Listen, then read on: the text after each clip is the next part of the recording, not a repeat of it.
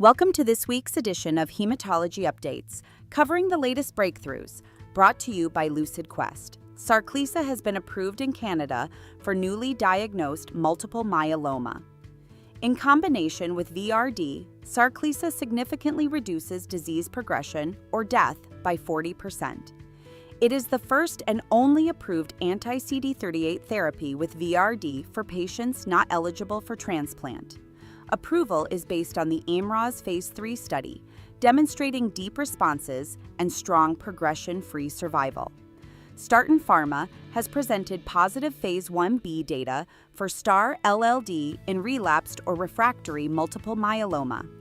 Continuous low-dose therapy showed strong tolerability, with no grade greater than 2 hematologic toxicity. All 6 patients achieved a clinical response, including 1 complete response and 5 partial response. A Phase 2 clinical trial is planned to commence soon. Aurobindo Pharma's UGIA division has received USFDA approval for dasatinib tablets. The approval covers 6 strengths, bioequivalent to Sprycel. Dasatinib targets Philadelphia chromosome-positive chronic myeloid leukemia and acute lymphoblastic leukemia. The expected market size is approximately $1.8 billion. AB Science's AB8939 has been granted orphan drug status by the European Medicines Agency for acute myeloid leukemia. AB8939 shows efficacy against resistant AML cells and demonstrates strong synergy with standard therapies, securing development incentives and market exclusivity in the European Union. ALX Oncology has reported final Phase 1 results for evorpacept in B-cell non-Hodgkin lymphoma.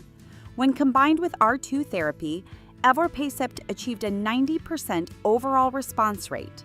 The 2-year progression-free survival rate was 69%, and the overall survival rate was 84%.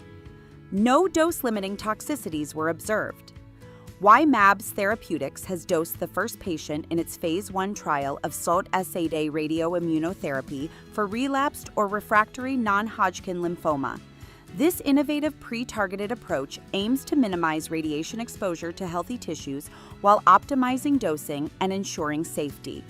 InnoCare Pharma's orphan has been approved in China for first-line treatment of chronic lymphocytic leukemia and small lymphocytic lymphoma. Real-world data supports its strong efficacy and safety profile. It has been listed as a Class 1 recommendation in the CSCO lymphoma guidelines. Takeda's ADCETRIS has received a positive opinion from the Committee for Medicinal Products for Human Use for Advanced Hodgkin Lymphoma.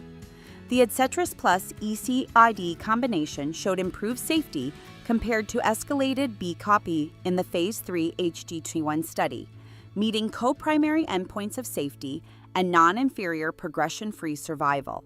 A final European Commission decision is pending. The Medicines and Healthcare Products Regulatory Agency in the United Kingdom has approved marstacimab for the treatment of hemophilia A and B.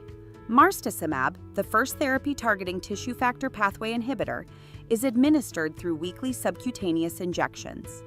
It demonstrates strong reduction in bleeding rates and is approved for adolescents and adults without factor inhibitors. Sanofi-Sobi have renewed their 5-year commitment to the World Federation of Hemophilia Humanitarian Aid Program. They will donate up to 100 million international units of factor therapy annually, building on a decade-long commitment that has already impacted over 22,000 patients worldwide. Stay ahead in hematology research. Like, share, and subscribe for weekly updates. Visit ulqventures.com or email us at info@lqventures.com.